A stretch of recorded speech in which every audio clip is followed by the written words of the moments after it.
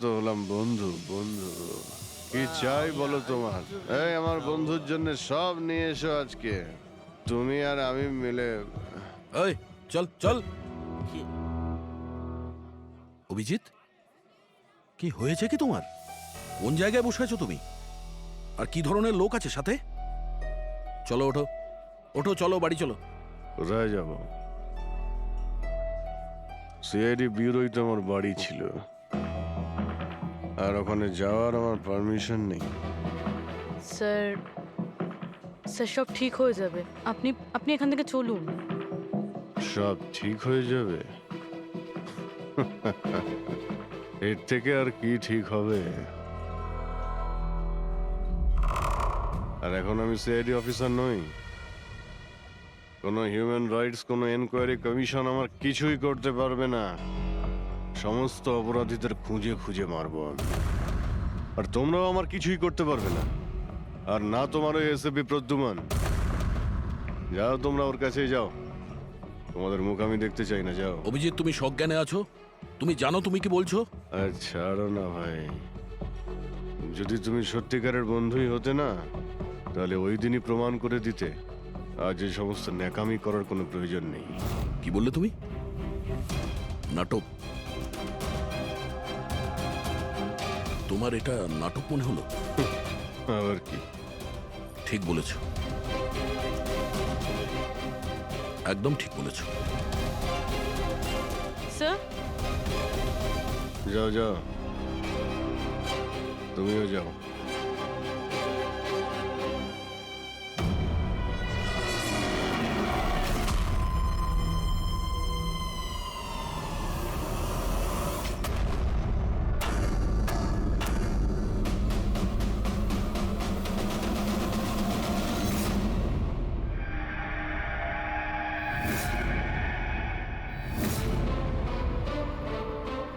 এই, কে এখানে? আমার চোখ কেন বেঁধে রেখেছো? বলো আমাকে, কোথায় নিয়ে এসছো আমাকে? কে তোমরা? এই, খোলো আমাকে।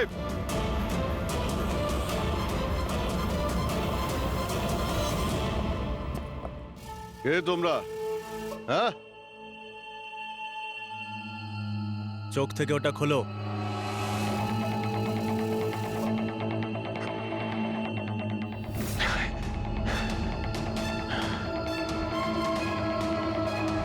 তোমরা জানো কাকে কিডন্যাপ করেছো? একজন সিআইডি অফিসারকে। অভিজিৎ, তুমি আর এখন কোনো সিআইডি অফিসার নও। Senior inspector Abhijit CID duty থেকে সাসপেন্ড থাকবে। ভয় পেও না, আমাদের থেকে তোমার কোনো ভয় নেই। আমাদেরকে নিজের বন্ধু ভাবতে পারো। বন্ধু? তোমরা কারা বলবে? সব জেনে যাবে অভিজিৎ, আমরা কে আর তোমার থেকে কি চাই। অন্ধকারে লুকিয়ে রয়েছো কেন? সাহস থাকলে সামনে এসো। আমরা অন্ধকারে আছি কারণ এই দেশ আর সমাজ আমাদেরকে আলোতে কাজ করতে দেয় না। তার মানে আমরাও তোমার মতো একজন আইনের রক্ষক, কিন্তু তুমি আইনের ছাতার তলায় কাজ করো আর আমরা ওর বাইরে। আমরা অপরাধীদের সরাসরি সুবিচার দিয়ে থাকি, না কোর্ট, না কাছারি, না এনকোয়ারি কমিশন, সোজা মৃত্যুদণ্ড। এক মিনিট, তোমরা কি বলছো? আমি আমি কিছুই বুঝতে পারছি না। চিনতে পারছো একে? এ তো মালবিকা, নামেই সোশ্যালাইট, কিন্তু অনেক আতঙ্কবাদী সংগঠনের সঙ্গে যুক্ত। Good, next. একে আবার চিনব না? সবাই জানে ও রিয়েল এস্টেটের ব্যবসায়ী, কিন্তু তার আড়ালে ড্রাগসের ব্যবসা। উইলিয়াম? এ তো উইলিয়াম। 7টা মার্ডারের কেস আছে এর উপরে। That's right. কিন্তু এদের ছবি তোমরা আমায় কেন দেখাচ্ছ? আমার কাছে কি চাইছো? বলবো, প্রথমে তুমি এটা বলো যে যদি তুমি এটা জানতে পারো যে এই অপরাধীদের আইন কখনোই সাজা দিতে পারবে না, তখন তুমি কি করবে? যদি এরা কখনো শাস্তি না পায় তো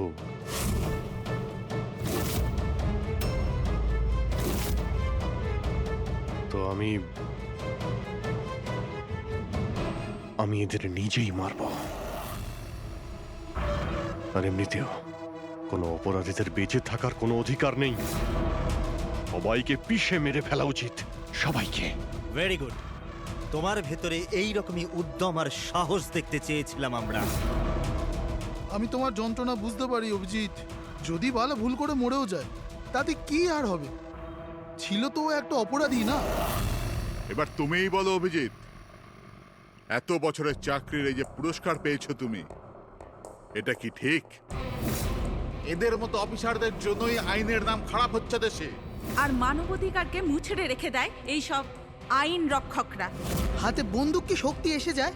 এনাদের মনে হয় কি যা খুশি তাই করবে। না, এটা একদমই ঠিক নয়।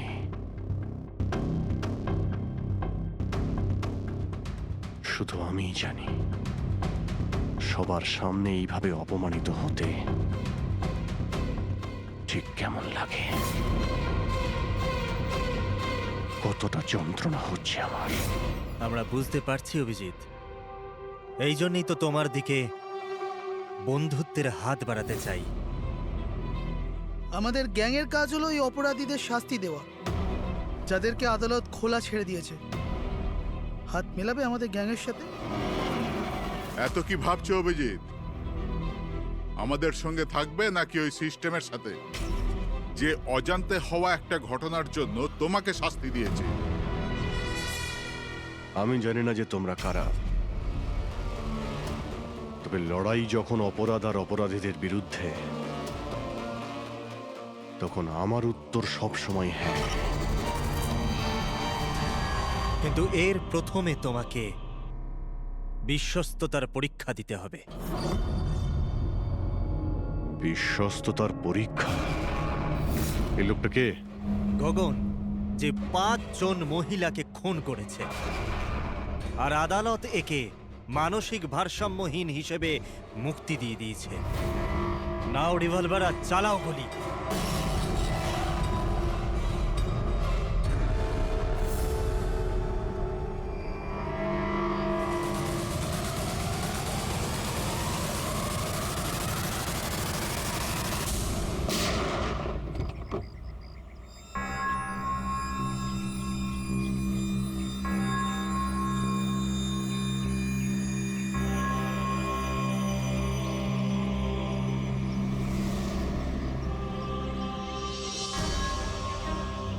আমাদের ফোনের অপেক্ষা করবেন।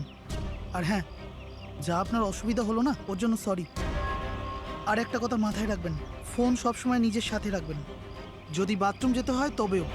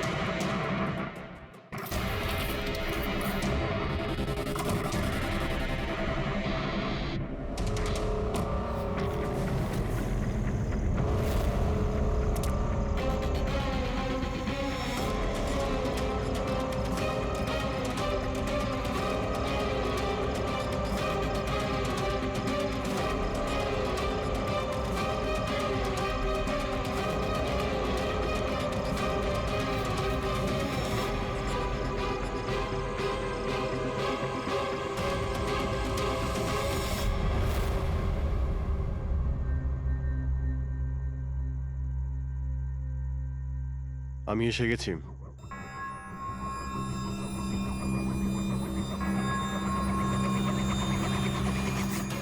আমাদের সন্দেহই ঠিক। মানে যে গল্পটা আমরা ফেদেছিলাম সেটা বিশ্বাস করেছে ওরা। এটা তো হওয়ারই ছিল। যে জালে ওরা ফেসেছে সেটার প্ল্যান আমরা 1 মাস আগেই করেছিলাম। তবে স্যার, এত নামী অপরাধীদের একের পর এক খুন হওয়া, এটা কোনো কোইন্সিডেন্স হতে পারে না। স্যার, এই সমস্ত অপরাধীদের নতুন শত্রু কে এসছে? সেটাই তো আমি ভাবছি দয়া। এই 5 জনের একটা শত্রু থাকবে সেটা সম্ভব নয়। কিন্তু স্যার, আলাদা আলাদা থাকলে তারা একসাথে হামলা করলো কিভাবে? পুরবি লোকগুলো আলাদা হতে পারে, কিন্তু গ্যাং একটাই, মোটিভও একটাই, খারাপ মানুষগুলোকে শেষ করা। কিন্তু আইনকে নিজের হাতে নিয়ে আলাদা আলাদা শহরে আলাদা আলাদা সময়ে খুন করা, এত লম্বা প্ল্যানিং কেউ একা করতে পারবে না। একদম ঠিক বলছো অভিজিৎ। মনে হয় তুমি কিছু পেয়েছো। হ্যাঁ হ্যাঁ বস। কি? বস, এটা একজন খুনির কাজ নয়, কারণ বেশিরভাগ ক্ষেত্রে এক একজন খুনির খুন করার পদ্ধতিটা নিজেদের পছন্দ মতো, কিন্তু এক্ষেত্রে সেটা হয়নি। এই দেখো, একে গুলি করা হয়েছে, গুলি অনেক দূর থেকে করা হয়েছে, কিন্তু সেটা সোজা এসে হার্টে বিঁধেছে, 1 ইঞ্চিও এদিক ওদিক নয়। আর একটা, একে মার্শাল আর্টের একটা বিশেষ পদ্ধতি দিয়ে মারা হয়েছে, খুবই বিপজ্জনক, একটা আঘাতেই শেষ। আর এই তৃতীয় মার্ডার? এই তৃতীয় ব্যক্তিকে বিষ দিয়ে হত্যা করা হয়েছে, একটা ছুঁচলো জিনিস দিয়ে বিষটা ইনজেক্ট করা হয়েছে সোজা আর্টারিতে। বিষটা খুব তাড়াতাড়ি রক্তে মিশেছে আর স্পট ডেড। তাহলে তৃতীয় মার্ডারটাও কোনো এক্সপার্টই করেছে স্যার? হ্যাঁ অভিজিৎ, প্রথম শার্প শুটার, দ্বিতীয় মার্শাল এক্সপার্ট, আর তৃতীয় জন খুব ভালো করে ইঞ্জেকশন দিতে জানে। তারা যারাই হোক, মানুষকে বিশেষভাবে মারার প্রশিক্ষণ প্রাপ্ত এরা, যেমন কোন স্পেশাল এজেন্ট। আর হতে পারে এই গ্যাংয়ে এই ধরনের চিন্তা ভাবনা করার মতো আরো লোক আছে, যারা এই সমাজ থেকে অপরাধীদের সরিয়ে দিতে চায়।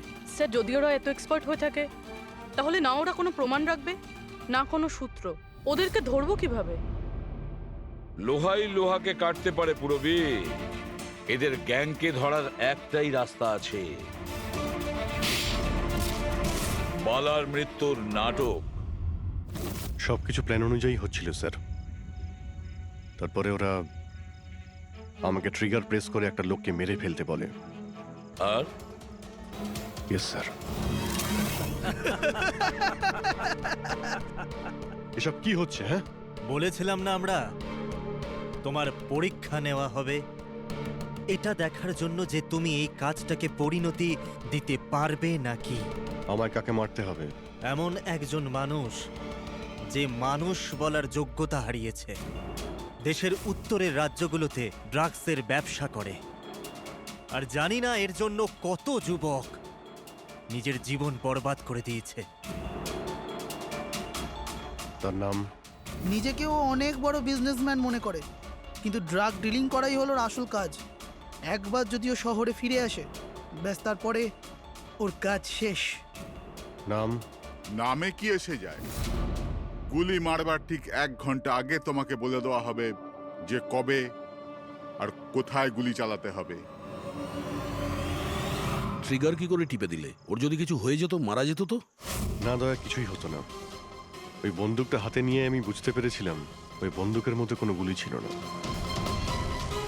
অভিজিৎ, ওদের সাথে এমন ভাবে মিশে যাও যেন তোমাকে সন্দেহ না করতে পারে। এটাই হলো রাস্তা ওদের কাছে পৌঁছানোর।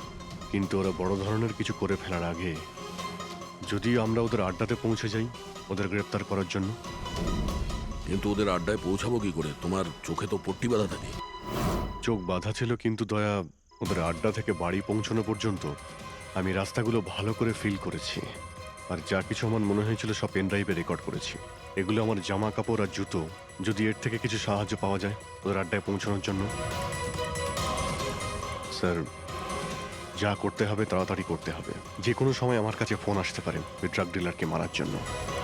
আর আমি এই ধরনের কাজ করতে চাই না যার পারমিশন আইন আমাকে দেয় না। যতক্ষণ আইন না বলছে আমরা কাউকে মেরে ফেলতে পারি না, সে কোনো বড় অপরাধী হলেও।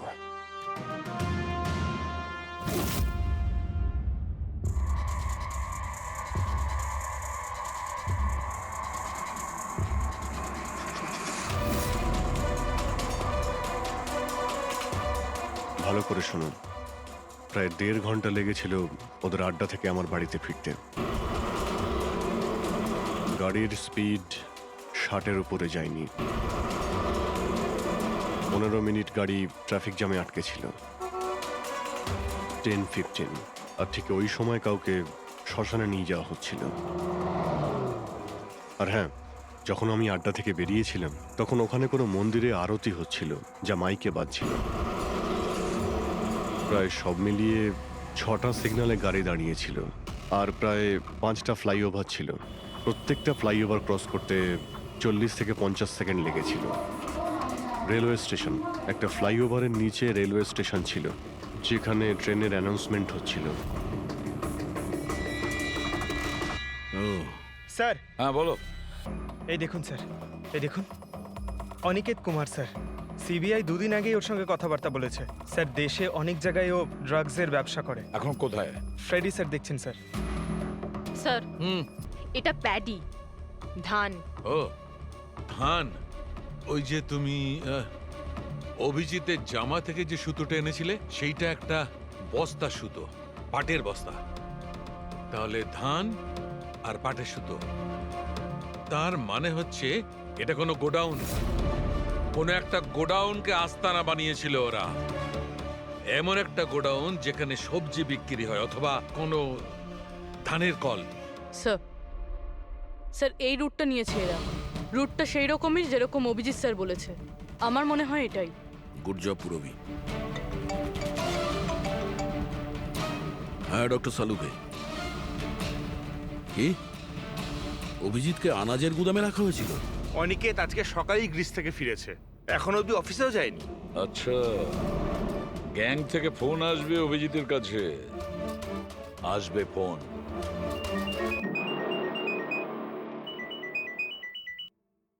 হ্যালো, আপনার জন্য একটা সুখবর আছে অভিজিৎ স্যার।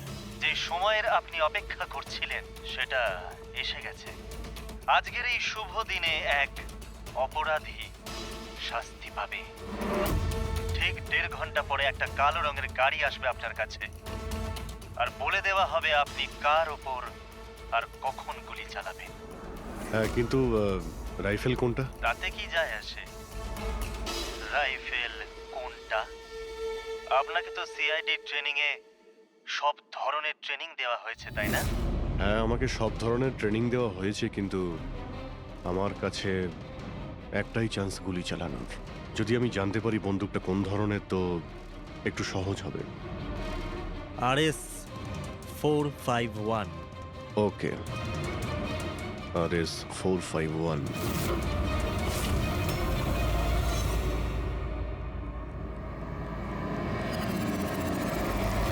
এটা কি বলছেন আপনি? আমার মৃত্যুর ভয় রয়েছে? তাহলে আমি যাবই না কোথাও, ঘরের মধ্যেই লুকিয়ে বসে থাকবো আমি। সমস্ত মিটিং ক্যান্সেল। অনিকেত, বাড়িতে লুকিয়ে থাকলে কোনো লাভ হবে না। ওরা প্ল্যান করে বসে আছে তোমাকে মারার জন্য। ওরা তোমাকে মেরেই ফেলবে। আপনারা কিছু করুন না, আপনারা সিআইডির লোক, বাঁচান আমাকে। বাঁচাবো আমরা তোমাকে। আর এবার গুলি আমাদের অফিসার তোমাকে করবে। তোমার জামার ভেতরে একটা বুলেট প্রুফ জ্যাকেট থাকবে, আর কিছু রক্তের প্যাকেট। কিন্তু স্যার, লক্ষ্য এদিক ওদিক হয়ে গেলে, যদি যদি গুলি মাথায় লেগে যেত? কিচ্ছু হবে না, কারণ গুলিটাও নকল থাকবে। আর হ্যাঁ, তুমি তোমার কর্মফল ভোগ করবে। তোমাকে শো করে ওই মাস্টার মাইন্ডকে আমরা আগে ধরবো। এবারে বলো, মিটিং এর জন্য কোথায় যাচ্ছিলে তুমি? পরের মিটিং 1 ঘন্টার মধ্যেই হবে। এই মলের বাইরে একটা লঞ্চে হবে। মলের বাইরে? হ্যালো, আমার মনে হচ্ছে মিশনটা ক্যান্সেল করতে হবে। কিন্তু কেন? বালা বেঁচে আছে।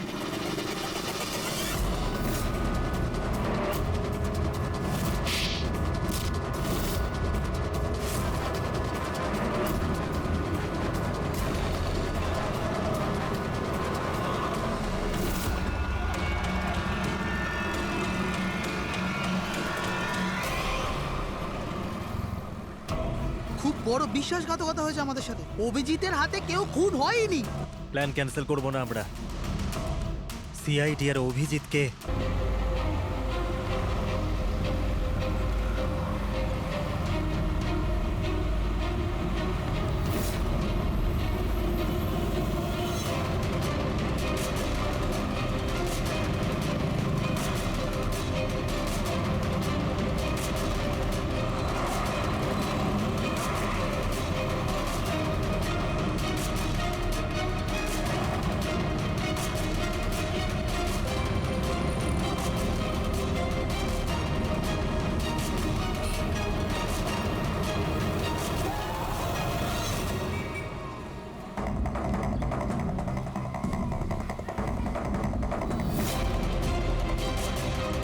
এখানে ওই লোকটা আসতে চলেছে। কিন্তু ওই লোকটা কে? অপেক্ষা কর, জানতেই পারবি। চল তোকে ওই জায়গাটা দেখাই যেখান থেকে তোকে গুলি চালাতে হবে ওর উপর।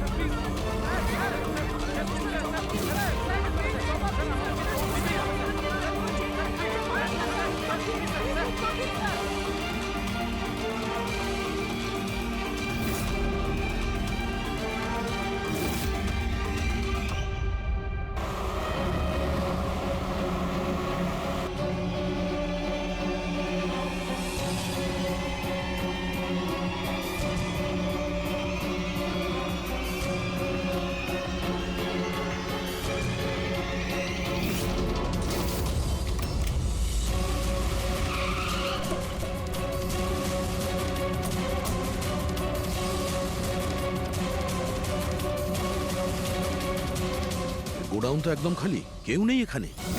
হ্যাঁ স্যার, এটা তো সেই গুদাম নয় যেটা আমরা খুঁজছি। ও দাদা ভাই, কে আপনারা? কি চাই? তুমি এখানে কাজ করো? ইয়েস। এই গোডাউনকে ব্যবহার করছিল কি? না তো, গত 2 বছর ধরে বন্ধ পড়ে আছে। এই গোডাউনটা আমার বস বিক্রি করতে চায়, তা আপনি কি কিনবেন?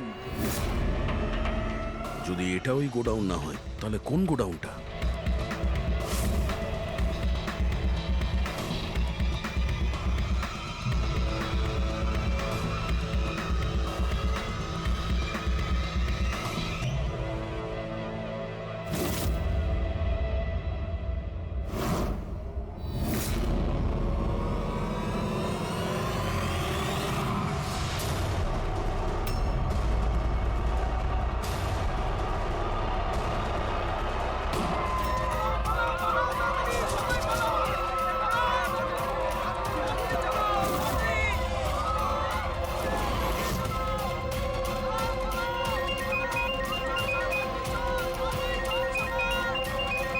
হ্যালো।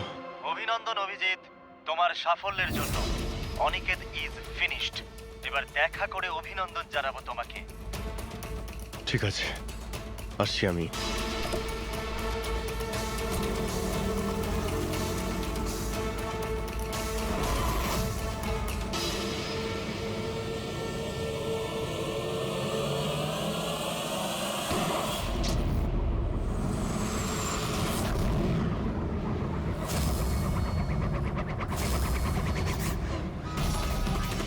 পঙ্কজ, ধরো, ছাড়বে না ওকে। ও নো স্যার। কি হয়েছে? স্যার আমি একটা ভুল করে ফেলেছি। ওই তিলকনগরের গুদামটা মিস করেছি। স্যার এই দেখুন স্যার, ওখানেও একটা মন্দির আছে, শ্মশান আছে, ফ্লাইওভার আছে আর রেলওয়ে ট্র্যাক। আচ্ছা, ওই গোডাউনটা না তো? কত দূর এখান থেকে? স্যার ট্রাফিক জ্যাম নিয়ে 40-45 মিনিট লাগবে। স্যার, অপরাধীরা জানতো আমাদের প্ল্যানটা। অভিজিৎ স্যারের নকল গুলি চালাবার কথা। অভিজিতের সামনে বিপদ, দয়াকে ফোন করতে হবে। দয়া, দেখো অনিকেতকে কেউ গুলি করেছে, আসল গুলি। হ্যাঁ, অভিজিতের সামনে বিপদ। ওদের আড্ডা জানতে পেরেছো? না স্যার, খুঁজছি। তাড়াতাড়ি তাড়াতাড়ি দয়া, আমাদের হাতে টাইম নেই।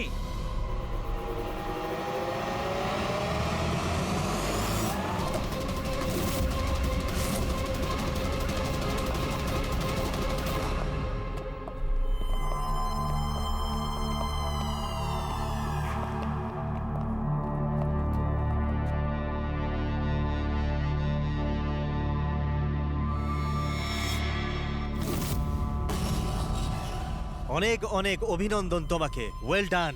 অনিকেতের মৃত্যুর খবর প্রত্যেকটা নিউজ চ্যানেলে দেখাচ্ছে, আর এখন তুমি আমাদের বিশ্বাস জিতে নিয়েছো। এই জন্য এখন অন্ধকার থেকে আলোতে এসে তোমার সাথে নিজেদের পরিচয় করাবো।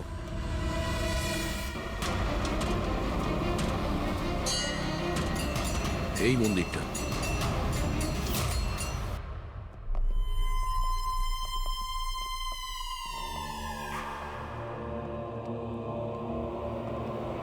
আমাদের প্যানেলিস্ট হলেন ex IB officer Sanjit sir, আর এক্স জাজ Mrs Mandira, ex army officer Mister Ranbir. ও, তো আপনারা? হ্যাঁ, আমরা। কেন চমকে গেলেন নাকি আমাদের দেখে? ভুলে গেলেন সেই দিনটা যখন শুধু আমি সমর্থন করেছিলাম আপনাকে?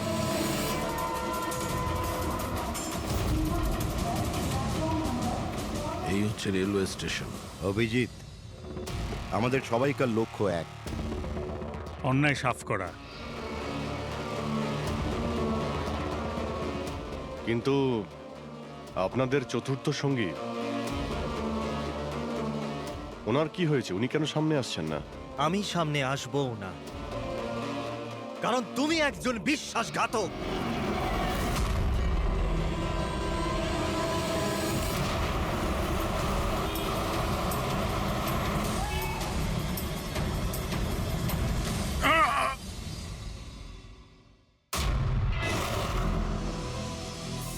বালা বেঁচে আছে?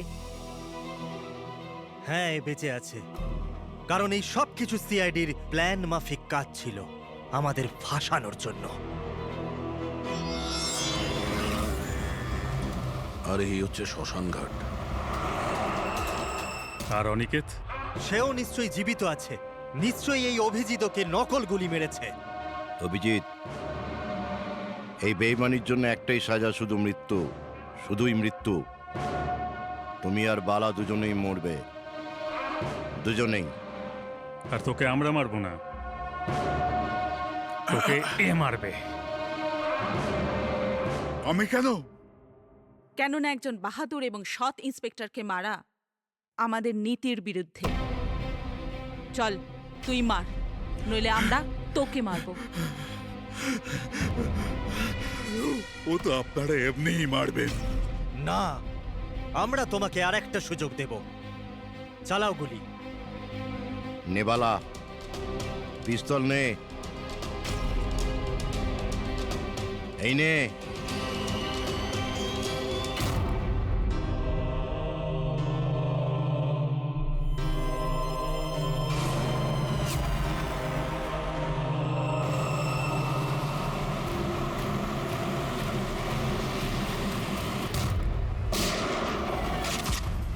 কেউ পালাবে না, চল। আমি আপনাদের হোস্ট অভয় কুমার। আমরা যা করেছি তাতে আমাদের কোনো আফসোস নেই। আমরা তো দেশের জন্য কিছু করতে চেয়েছিলাম, যেরকম আপনারা করে থাকেন। দেশের জন্য কিছু করা তো গর্বের বিষয়, কিন্তু তোমরা যে পথ বেছে নিয়েছো সেটা ভুল পথ, আইনের বিরুদ্ধে। তাহলে আইনই বা কোথায় 100% পারফেক্ট? এটা তো সেই আইনই যেটা থাকা সত্ত্বেও এত অপরাধী সমাজে মুক্ত হয়ে ঘুরছে।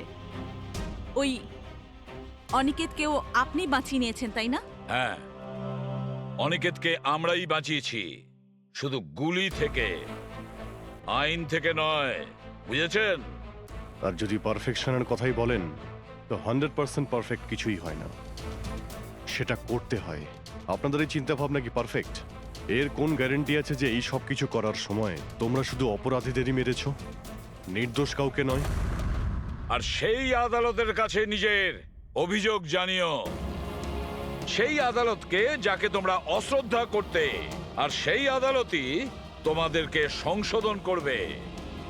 তারপরেই তোমরা বুঝবে যে দেশের আইনের মর্যাদা কিভাবে দিতে হয়। কেসটা খুবই জটিল ছিল স্যার। হ্যাঁ, আবার অপরাধীও ধরা পড়েছে। আরো একটা কেস ক্লোজ। তোমরা কি বাড়ি যাবে না নাকি? কিন্তু এখনো একজন অপরাধীকে ধরতে বাকি আছে। কি দয়া? হ্যালো সিআইডি, কে আপনারা? কি চাই এখানে? আমি বিক্রম, ক্রাইম টিম থেকে। আমাকে এখানকার তল্লাশি নিতে হবে। এই হলো সার্চ ওয়ারেন্ট। তল্লাশি?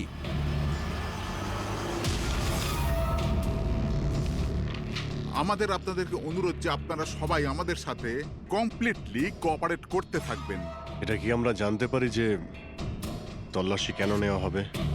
দমনের ফাঁসির কেসে আপনাদের সবার এগেনস্টে কমপ্লেন্ট আছে যে আপনারা সবাই এভিডেন্স নষ্ট করতে চেয়েছিলেন।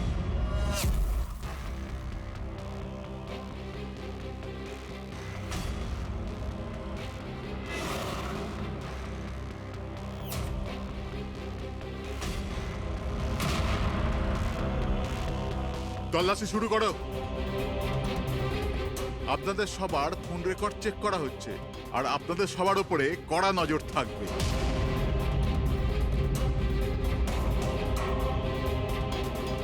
আর হ্যাঁ, আপনাদের সবার সাথে একা একা প্রশ্ন উত্তরও করা হবে।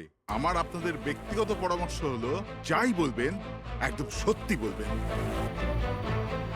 এটাই সিআইডির ভবিষ্যৎ তৈরি করবে। এই, আমরা সিআইডির কোনো গ্যাসের বেলুন নয়। আর তুমি কে আমাদের ফিউচার ঠিক করার? হ্যাঁ, সিআইডির অস্তিত্ব সত্যের উপরে দাঁড়িয়ে রয়েছে, মিথ্যের উপরে নয়। হ্যাঁ হ্যাঁ, আমি জানি আপনারা সিআইডির লোক, জানি আমি।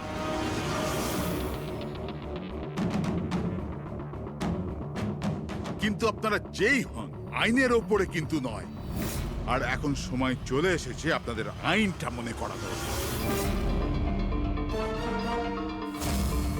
হ্যাঁ, সেটা আমরা জানি যে আইনের ঊর্ধ্বে আমরা নই, আর আমরা আইনের সুরক্ষা করি।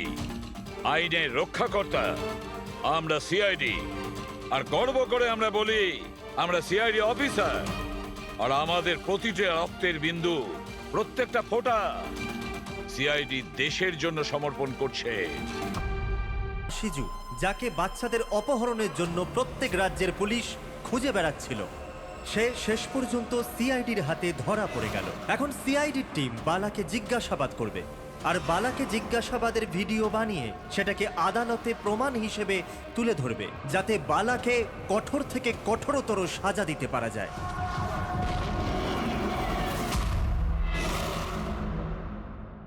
এক কাপ চা পাওয়া যাবে? ওই বাচ্চাগুলো কোথায় যাদের তুই বিক্রি করেছিস? আমি কোনো বাচ্চাকে বিক্রি করিনি। বাচ্চাটা দেশে আছে না বিদেশে আছে? আমার চাটা কোথায় গেল এসিপি স্যার? দেশে নাকি বিদেশে? চুপ!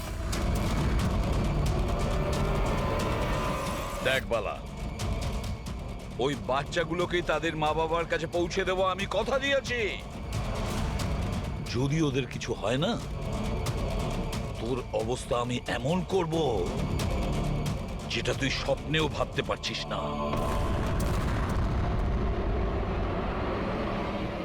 এসিপি স্যার, আমাকে হুমকি দিচ্ছেন? তোর কপাল ভালো যে আমরা শুধু মুখে বলছি, কিন্তু যদি দয়া থাকতো তো কি করতো? খুব বেশি হলে আমার জন্য এক কাপ চা নিয়ে আসতো।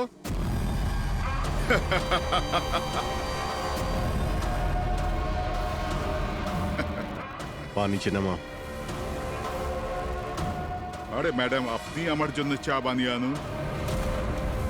তাছাড়া মেয়েদের কাজ ঘরেই হয়, এই সিআইডিতে কেন সময় নষ্ট করছেন আপনি? আর যদি আমার ম্যাডামের হাতের চা ভালো লাগে, হ্যাঁ, তো আমি ওর সাথে বিয়ে করবার ব্যাপারেও ভাবতে পারি। উকিল বাবু এ কিন্তু বড্ড বাড়াবাড়ি করছে। কি তোর এত সমস্যা হচ্ছে কেন অভি? হ্যাঁ? তোর এই ম্যাডামের সাথে কোনো চক্কর চলছে নাকি রে? এটা কি করলেন আপনি? আমার ক্লায়েন্টের উপর হাত তুললেন আপনি?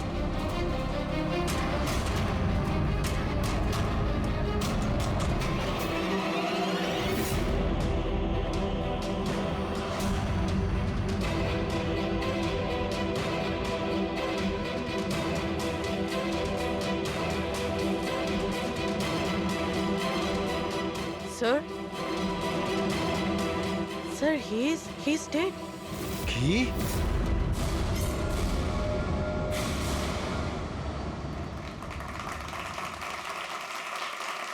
Good evening ladies and gentleman and welcome to প্রশ্ন উত্তর।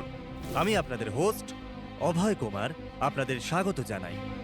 আজকের বিষয় একটা বিতর্ক যে আমাদের দেশের আইনের রক্ষাকর্তারা আইনের থেকেও কি বড়। আপনারা সবাই এটা নিশ্চয়ই শুনেছেন যে সিআইডির সিনিয়র অফিসার অভিজিতের উপরে বালা নামক এক ক্রিমিনালকে হত্যার অভিযোগ আরোপ করা হয়েছে। এই জন্য আমাদের মাঝে আজকে উপস্থিত আছেন নিজেই senior inspector Abhijit from the CID bureau, যার সাথেই এসিপি প্রদ্যুমান স্যারও, ওয়েলকাম স্যার, আর senior inspector Daya CID bureau থেকে। আমাদের প্যানেলিস্ট হলেন ex army officer Mister Ranbir, ex IB officer Sanjit sir, আর এক্স জাজ মিসেস মন্দিরা, আর সঙ্গে আছেন ক্রাইমের senior editor Madan Kumar sir, আর সঙ্গে উপস্থিত আছেন সিনিয়র জার্নালিস্ট আর হিউম্যান রাইটস অ্যাক্ট্রেস। তাহলে আমি শুরু করতে যাচ্ছি হিউম্যান রাইটস অ্যাক্ট্রেসকে দিয়ে। বলুন এই কেস সম্পর্কে আপনি কি বলবেন? এদের মতো অফিসারদের জন্যই আইনের নাম খারাপ হচ্ছে দেশে। একদম ঠিক। হাতে বন্দুক কি শক্তি এসে যায়? এনাদের মনে হয় কি যা খুশি তাই করবে। আর মানবাধিকারকে মুচড়ে রেখে দেয় এই সব আইন রক্ষকরা। হ্যাঁ, আমি তো বলি এদের থেকে বন্দুকটাই ফেরত নিয়ে নেওয়া উচিত। বন্দুক চালানোর নৈতিকতা কি হতে পারে এদের ধারণাই নেই। আমি তো এটা বলবো যে এরা একটা সিম্পল কথাকে রং চড়িয়ে বলছে। বালা সিআইডিদের সঙ্গে খারাপ ব্যবহার করেছিল, আর এর মধ্যে যদি হাত উঠেই যায় তার মানে তো এই নয় যে অভিজিতের ওপর খুনের দাগ লাগিয়ে দেওয়া হবে। আর যদি কোনো অপরাধীর হাতে হতো এই খুন, তো তাহলে কি আপনি ছেড়ে দিতেন? বা সাধারণ মানুষের হাতে? না তো। তাহলে যে নিয়ম সাধারণ মানুষের জন্য রয়েছে তা সিআইডির জন্য কেন হবে না? মিস মন্দিরা, আপনি কখন থেকে চুপ করে বসে আছেন? এই বিষয়ে আপনি কি বলতে চান? অভিবাবু, আমি এই জন্য চুপ রয়েছি যে যেই সিআইডির বাহাদুরির প্রশংসা লোকেরা করে থাকে তাদেরকে আজ এখানে অপমান করাটা ঠিক হচ্ছে কি? দেখুন, আমার মনে হয় তর্কের কোনো শেষ নেই। যে অভিজিৎ ঠিক না ভুল, এগুলো নিজস্ব ভাবনার উপর নির্ভর করে। এখন আমি কথা বলতে চাই এসিপি প্রদ্যুমান স্যারের সাথে, যার লম্বা কেরিয়ার দেশের প্রতি দায়িত্ব এবং কর্তব্যে পরিপূর্ণ। এই কেসেতে আপনি কার পক্ষ নেবেন? সিআইডির অভিজিৎ স্যারের নাকি আইনের পক্ষ নেবেন? দেখুন, আজ পর্যন্ত আমি বরাবর আইনকে সমর্থন করেছি, আর পরেও সমর্থন করব। আমি ন্যায়ের পক্ষেই। আর এ কথা বলার কাউকে আমি সুযোগ দেব না যে আইন সিআইডির জন্য একরকম আর সাধারণের জন্য অন্যরকম। যতক্ষণ না এনকোয়ারি কমিশনের ডিসিশন জানাচ্ছে ততক্ষণ senior inspector Abhijit CID duty থেকে সাসপেন্ড থাকবে।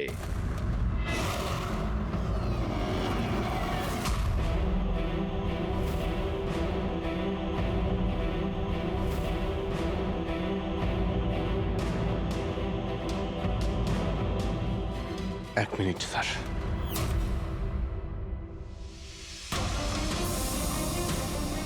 স্যার, আমার ব্যাপারে লোকেরা কি বলল তাতে আমার কিছুই যায় আসে না। এইমাত্র আপনার মুখ থেকে যা শুনলাম তাতে খুব কষ্ট হচ্ছে স্যার। যা কিছু হয়েছিল আপনার সামনেই হয়েছিল, আপনি ওইখানে ছিলেন। আপনার বুকে হাত দিয়ে বলুন তো স্যার, আমি কি ইচ্ছে করে ওই লোকটাকে মেরেছি? আর যদি আপনার উত্তর হ্যাঁ হয়, তাহলে আমি আদালতের সিদ্ধান্ত শোনার আগেই নিজে গিয়ে ফাঁসি কাটে ঝুলে পড়বো স্যার। অভিজিৎ রিল্যাক্স। না দয়া, অনেক হয়েছে। এরকম অনেকবারই হয়েছে। অনেক সময় দেখেছি কিছু মানুষেরা আমাদের উপরে অপবাদ দেয়, আর স্যার আমাদের পক্ষে থাকার বদলে আমাদের সাসপেন্ড করে দেন। আর আপনারা বড় বড় কথা বলছিলেন মানবাধিকারের। কি বলছিলেন আপনি? আমাদের হাত থেকে বন্দুক নিয়ে নেওয়া উচিত। আজ আপনারা বাড়িতে সুরক্ষিত হয়ে যে হোলি আর দীপাবলি কাটাতে পারেন, সেটা সেই কারণে কারণ আমাদের হাতে বন্দুক রয়েছে। সারা রাত ধরে আমরা জাগি যাতে আপনারা নিশ্চিন্তে ঘুমোতে পারেন। যখন অপরাধী এইখানে কপালে বন্দুক ঠেকায় না আর বুকে গুলি চালানোর জন্য হুমকি দেয়, ঠিক তখন আপনাকে এটা মনে করিয়ে দেওয়া হয় যে আপনি অপরাধীকে গুলি করতে পারবেন না, শুধু পায়ে গুলি করতে পারবেন। সেই দিন আমি আপনাদের কাছে হিউম্যান রাইটস আর মানবাধিকারের স্পেলিং জিজ্ঞাসা করব। সেই দিন। আজ আমি সবার সামনে জোর গলায় বলতে চাই, বালার মতো অপরাধীদের বেঁচে থাকার কোনো অধিকার নেই। এমনি তো আদালত তোকে ফাঁসিরই হুকুম দিত। আগে মারা গেছে বলে এত প্রশ্ন কিসের জন্য? এত বছর ধরে সিআইডি যদি আমার হাত বেঁধে না রাখতো, তাহলে এই অপরাধীদের অনেকদিন আগেই আমি শায়েস্তা করে দিতাম। আর এমনিতেও এমন আইন থেকে কি লাভ যা অপরাধীদের শাস্তি দিতে পারে না? আর সেই আইন আমায় কি সাসপেন্ড করবে? আমি নিজেই আইনকে সাসপেন্ড করছি।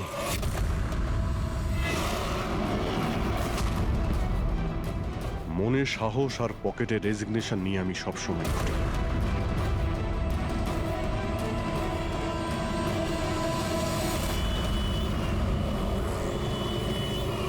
আরে